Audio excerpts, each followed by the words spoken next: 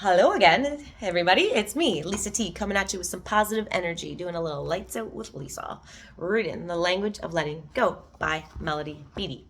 So we're reading September 17th, New Relationship Behaviors. New Relationship Behaviors. So I'm thinking it's going to say the way I behave, the newness of me in relationships. In relationships, I was a people pleaser.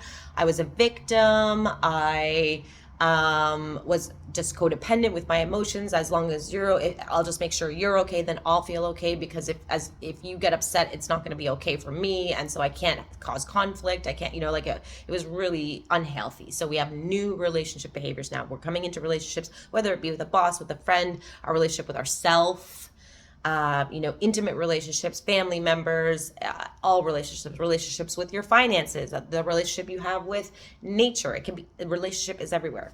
So we talk much about new relationship behaviors in recovery, allowing others to be themselves without overreacting and taking it personally. Do not overreact. Do not take it personally. I remember saying to a friend about, I don't know how many months ago, sometime in the last year, and I was like, I'm having a 10 to a 2. I'm having a 10 reaction to a 2 situation. I was really aware that I was having an overreaction. I was overreacting. So witness that. You can see that, like, okay, this situation, is it really call for me to have this much reaction? I'm having a 10 when it's just actually a 2 situation. So, yes. So allowing others to be themselves without overreacting and taking it personally, and owning our power to take care of ourselves.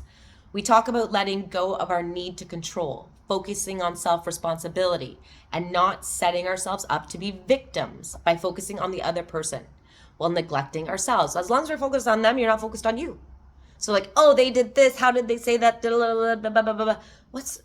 That's like so out there. Everything out here is like actually an illusion. Anyways, it's all happening as a play, as a game, as a thing, for us to find our true selves, our true nature, our true love, and be a whole person that's not got pieces that are like stuck out there, stuck on them, on that person for what they said. Nah, bring it back in. You're whole and complete as you are. You just don't know it. There's just been gaps in the system.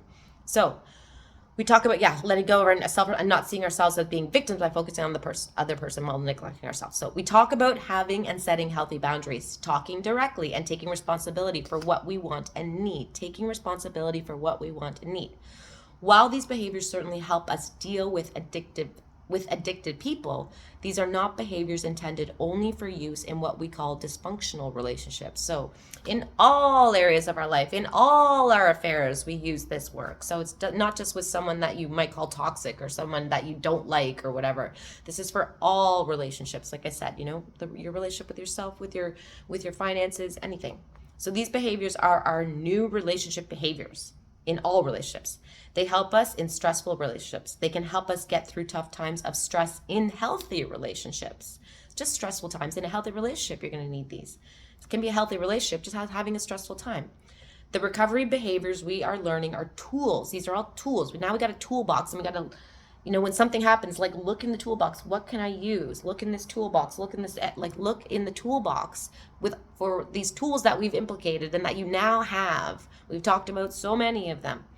So these are tools, healthy relationship skills that help us improve the quality of all our relationships. Recovery means self-care, learning to take care of ourselves and love ourselves with people. The healthier we become, the healthier our relationships will become, and we'll never outgrow our need for healthy behaviors. Never outgrow this. Always learning and growing.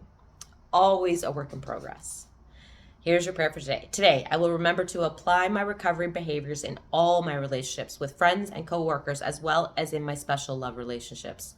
I will work hard at taking care of myself in the troublesome relationships, figuring out which skills might best apply. What can I use here? This is something that's like making me uncomfortable. What tool can I use? I will also consider ways that my healthy relationships might benefit from my new relationship skills. Use them in healthy ones, use them in the ones you're struggling with, all of them, especially the one with yourself.